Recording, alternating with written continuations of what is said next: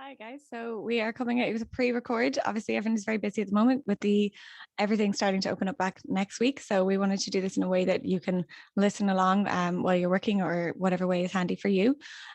So hello, I'm Finn van der Aar. I'm delighted to be talking to you today about how to make your business more sustainable. I'm going to do the precursory apology of if you hear weird snoring sounds in the background, that is my dog. This is the joys of working from home. So she's here with me while I record. And basically what I wanted to do today is just give you some really handy tips on how you can make your business more sustainable. So a little background on me and why I'm doing this. I'm an environmental scientist, but also I know what it's like to have a business. I've had a premises. I used to have a sustainable bakery. I've worked in my dad's family business for many, many years as well. So really wanted to know that I'm kind of coming to you with this, knowing what it's like to have rates and rent and staff to pay and bills to pay. So, not just with the environmental side of things being like, here's what you should do to be more sustainable. So with that in mind, it's just going to be 9 simple tips that you can implement, or you can see what does or isn't appropriate to your business. Obviously, some of them will be food business specific, but I've tried to do as much as possible for any type of business. I do this kind of consultancy work one-on-one with businesses as well. So have kind of looked at the menus for people to find how they can add more plant-based options to their kind of offering for their customers, as well as kind of more overarching looks at the business. So I've worked with the likes of WB's Cafe in Sligo, or in a Donegal context, obviously looking with hotels and stuff like Loch Esker, Harvey's Point. But we're going to dive on in because we don't have a lot of time. So first and least glamorous is bins. And this is really an easy place for you to have a win. So whether, even if you aren't a food business, like obviously the first and obvious one is if you have just a black bin, get the recycling bin too. Top tip, recycling does not get actually processed properly unless it's actually cleaned. So things do just need to be cleaned and rinsed before they go in. In terms of saving yourself on bin costs, depending on how near you are to a collection point, obviously for things like glass or tin, you can separate those out separately to reduce the weight of your overall recycle bin, so that you could just be, say, recycling cardboard and plastics. Again, maybe a little more time, but saves you money. And then the really big one, even if you are a food business, or even if maybe you have kind of bigger amount of staff who are eating meals on site, would be to get a brown bin. I think a lot of people don't realize that it's not just the small domestic brown bin that you can get. There's actually a much larger kind of full-size bin that you can get for food scraps. And that is just a massive, massive reduction of the carbon output of your business if you are composting your food waste. And because it's commercially composted as opposed to something like a garden, there's really not that much restriction in terms of what can go in it. Cooked food can go in it, eggshells can go in it, and obviously any of those kind of like compostable, biodegradable quote unquote plastics can go in it as well. So obviously you need to keep a little bit of an eye on it. If you're using them in-house in a food business and you don't want to be buying those really expensive compostable bin bags, one handy thing is actually just lining small bins. Do what your granny used to do, line them with newspaper, seal them up, and then put them into the bigger bin. So that kind of keeps everything still very clean, which is obviously important. But yeah, saves you money too. So bins, such a massive one. Obviously, in terms of if you customer facing, and obviously when we return to maybe having people sit in, or even quite now, it's quite crucial in fairness if people are doing takeaways, but still disposing their waste with you, is often we'll have maybe a brown bin in our kitchen, but we won't have one available for customers. So if you are taking the time to buy things like the compostable containers, which I'll talk about in a little bit later, if you're not taking that extra step to actually make it compostable, either if they're composting it at home or you're providing the bin, then it's kind of a little bit of a waste of your money. So I would totally recommend just having a food scrap / compostable bin available for your customers. And that kind of obviously talking a little bit about packaging there. The next one would be trying to ditch single-use plastics. So obviously just the way the world is at the moment, it's very unlikely that you'll be able to get rid of multi-use plastics at all. So, and I wouldn't be overly against them. Obviously, things like Tupperwares and stuff, very hygienic, very good way of storing food. Obviously, here we're looking a little bit more at food businesses, but there are a lot of ways you can ditch single-use plastics. So the first step is what's actually coming in the door, and thinking about this already. This is going to save you money on your bins. what's coming in the door. So have a chat with your supplier. Obviously, when I used to have the bakery, I used to talk to my suppliers and say, like, please don't bring my fruit and veg in plastic, especially not things like styrofoam trays. And by, you know, after a couple of months of kind of working with them on, especially when you kind of know what your regular orders are, it just meant not only was I not getting loads of plastics that I had to process, but I was also saving money on my bins, but I was also saving time for my staff on the processing. So that's a huge one. And then where there are things, I would just say, for example, anyone who's using any kind of sour creams, anything kind of cheeses and stuff that comes in tubs, think of that as not only are you going to do something to help the environment, you're also going to do something handy for yourself. Keep those tubs, clean those tubs, use them for storage of other foodstuffs within your kitchen. It's free containers that you're not spending a lot of money on buying on Nesbitt. So I think that's a really, really handy thing to do. And then the kind of the biggest devil of them all is obviously cling film. Again, if you're just using more resealable containers, and if you're just using the ones that are free, you're not spending any money. You're not spending any money on disposables like that cling film plastic. And, you know, you're actually also still protecting your food in a better way because you're actually getting an airtight seal as opposed to having to use like 4 layers of cling film to get an airtight seal.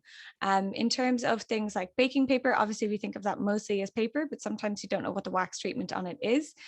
It is a little bit of an investment, but you can swap those out for silicone mats that can go on the bottom of baking trays when you're doing any kind of baking or any kind of roasts or anything in the oven. And obviously you buy it once and then they are good forever. So they can go in your commercial washing machine, no problem. And then it means you're not always buying kind of disposables. If you are still using things like tinfoil, and I would say, you know, one of the easiest swaps would be swap your cling film for tinfoil. It does the same job. Is aluminium is something that is infinitely recyclable. So it is such a better choice than plastics if you still want something that's disposable. And obviously for roasting meat and things in the oven, maybe that is something that you do use a lot of. So I would nearly say within the day, start a tinfoil ball. So you've done a couple of things in the morning, put a ball, put it to one side, keep adding bits to it throughout the day. For the people in the actual processing plant of the recycling centres, it's much easier for them to find one big ball of tinfoil than it is to find little pieces. And then I guess the final part of that is your customers, whether that's dining in or still doing takeaways, is not giving them plastics that they have to deal with. So obviously providing metal cutlery for your sit-in customers. For any smaller new businesses starting out, I would just totally recommend secondhand shops. You can find lots of great cutlery. And obviously if it fits your aesthetic that you don't mind it being mixed and matched. And yeah, just less single-use items. Like obviously, there's a balance at the moment between public health and sustainability. So if you are choosing to use, say, single serving items, I would just really recommend things like, you know, single serving sugar, but it's in paper as opposed to plastics. And then things like if you are doing table service and you want to have like individual sauces on each table, it is feasible to kind of clean those in between customers.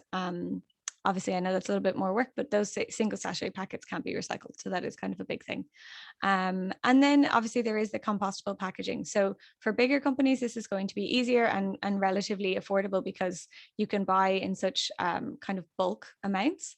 For smaller companies, I would say if you have any friends or kind of colleagues or people you know in other companies, I've done it before where I've gone in with another coffee shop to buy our compostable cups because it just was so much more affordable, so much more feasible, and just very simple. You know, we ordered whatever amount in the thousands and just split the price down the middle.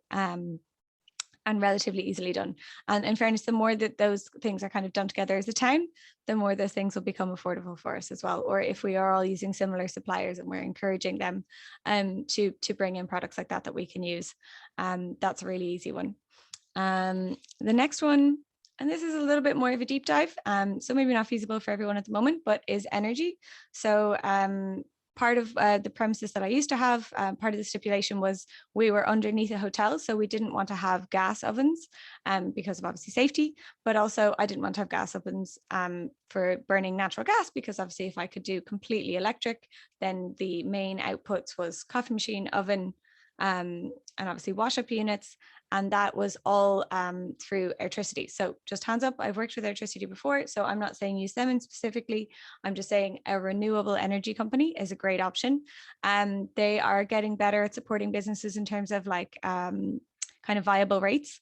And obviously that was a great thing. So we were able to say that we completely wind powered ovens. I think for them specifically in Southern Ireland, you can have 100% energy from wind, whereas I think it's only about 70% in Northern Ireland. That could be changed now, but I'm not sure.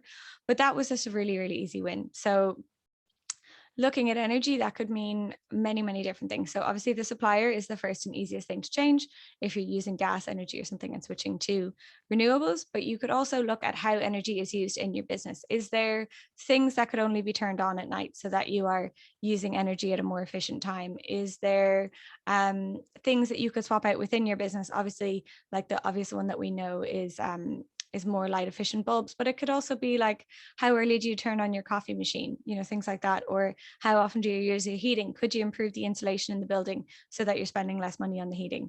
Obviously it's very nuanced and it's kind of business to business, but it is an interesting one to look at, and it is quite cool now for Bundoran, obviously, that that all our streetlights and everything are renewably lit. So it would be really nice to kind of continue that wave within the town. The next one is paper. So obviously the less we use, the more sustainable we are. I think we all know that flyers can get quite annoying. So definitely something to ditch in favor of digital. You see it across the board, I think, in many countries now. And this, in fairness, is an interesting reaction to COVID, where you'll have a little QR code standing on the table, or maybe even taped down on the table of a restaurant, and that's scanned, and then that brings the customer to a digital version of the menu. It's more sanitary. It's something that then doesn't have to be as easily changed. As VAT rates keep fluctuating, you can change the prices easily, as opposed to kind of putting the money and the spend and the time into a printed format that then, obviously it's everything in terms of ink usage, in terms of the energy to produce it, in terms of the paper that it's printed on, and then did you use like inks in a way that is the paper still recyclable? So obviously going digital is an easy one. You can also just do it in lots of other ways.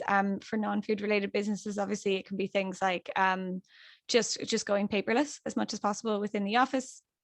We've tried to do it in my work as well, where we still have to do hard copy reporting, but we have kind of halved our paperwork, and it's made a massive difference.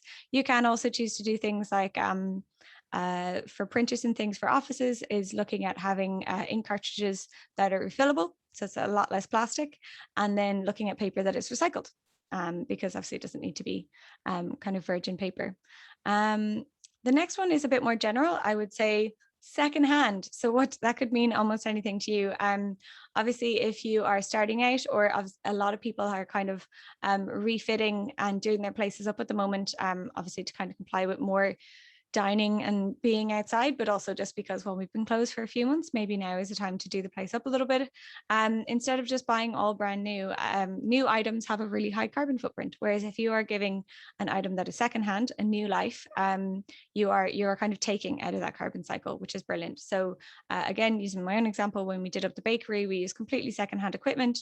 Obviously, it meant a little bit of pinballing around the country sometimes, but it also saved the business a phenomenal amount of money. So I know someone who outfitted a similar size bakery, similar size operation to me, new, and I would have spent, say my spend was somewhere in around 20 grand just in terms of equipment, and they were looking at 80 for pretty much the same stuff. So same kind of spec of ovens, same kind of spec of washing machines, all of that. And so then the only new bits were obviously things like tiles and lighting and things going in, but it's really, really good to look at for equipment.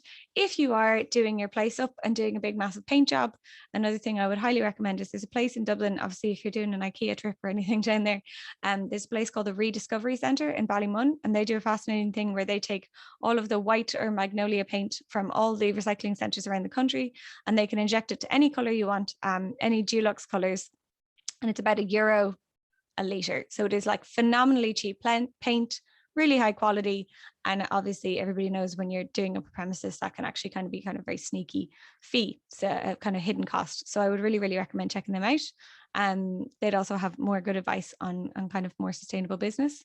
Just a really simple one, but uniforms, again, what we did for our staff was, there's ways to find a cohesive look without you having to buy a load of new uniforms online, or without the staff having to go and buy them. So whether that is like color blocking a similar color, you see it in some places where everybody wears a denim shirt, It's a very, very nice look. Everyone wears a black t-shirt.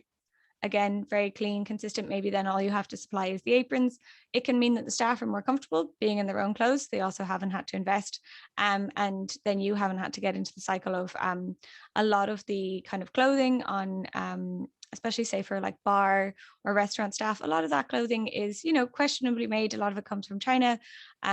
There's obviously the air miles of bringing it in. And then often, depending on the company, there can kind of be questions around the ethics of how it was made and the kind of pollutants in terms of the local environment of wherever it was produced as well. So a really easy way to do that is obviously find different kind of creative ways to work around it, whether you're supporting a sustainable company who actually makes sustainable uniforms, which lots of those do exist, and especially within Ireland, but maybe that's kind of available to people have kind of the ability to spend at a higher price point. But if you are a smaller company starting up, or maybe you don't have very big staff, I would totally recommend kind of checking out kind of different ways that you can just either color block their uniforms or figure out what everybody has and could all wear. Can often definitely mean people are more comfortable too. This one is pretty much food business based, but you could also bring it into other businesses as well. And that is adding more plant-based meals to your business. So that, I think the term vegan is a little bit scary. So we're just going to call them plant-based. And this is more looking at it from a climate perspective. Obviously, meat and dairy are kind of in the media a lot lately in terms of climate emissions. And obviously we're having some issues around fisheries and stuff as well. But one of the easiest things to do is, I'm not saying change your menu at all. I'm just saying add more plant-based options.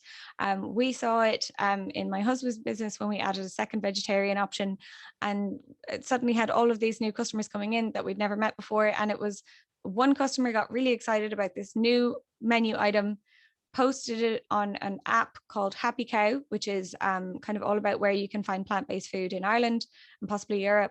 And from that app, way more people found the business. So that's free advertising. You know, all you're doing is adding one new menu item, which in fairness, because it doesn't contain meat, dairy, or fish, is usually quite affordable if it's based around pulses and vegetables and things like that.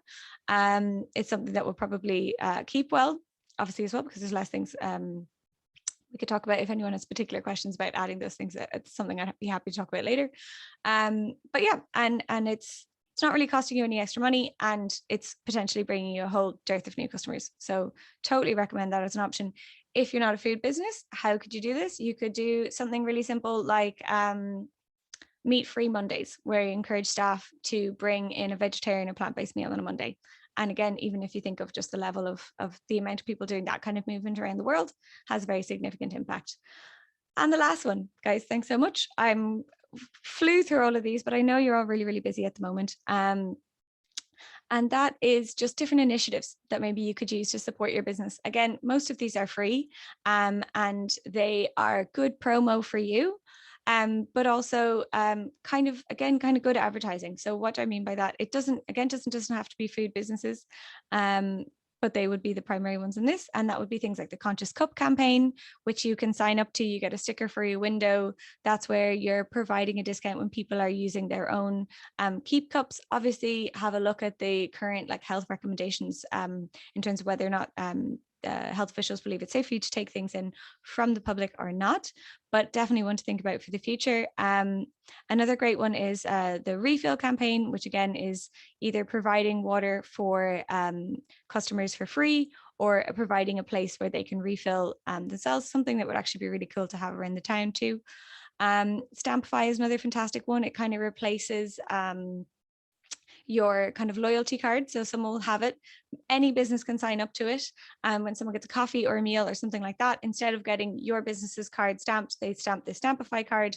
And I think it's something like each card or each stamp is a meal for a child in a third world country. So all those initiatives are great kind of to get the staff involved in. They look really good for your company and they make a big difference as well, especially things like the refill or Conscious Cup campaign, really, really good in terms of the kind of carbon footprint of your company. If you guys have any questions at all, obviously I've absolutely flown through this and there might be things that are different for your specific business. The easiest way to find me is I'm FinVendor, but I'm saltwaterstories.me on Instagram and also on my website. If you want to reach out, there's a form on the website in case you have any specific questions. I'd be happy to answer them. And yeah, I hope you guys have found this useful and that you have a great day and good luck with the start of the season.